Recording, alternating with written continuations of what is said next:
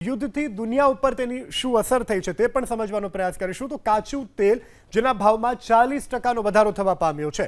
ખાસ કરી એલએનજી કિંમતમાં 60% સુધીનો વધારો થવા પામ્યો છે। દુનિયા પર તેની આજે માઠી અસરો છે તે પણ વર્તાઈ રહી છે।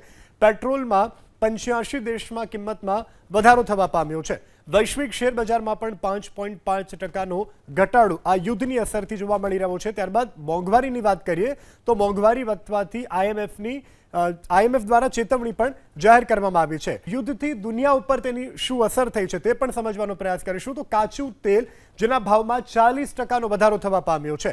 ખાસ કરી એલએનજી કિંમતમાં 60% સુધીનો વધારો થવા પામ્યો છે। દુનિયા પર તેની આજે માઠી અસરો છે તે પણ વર્તાઈ રહી છે।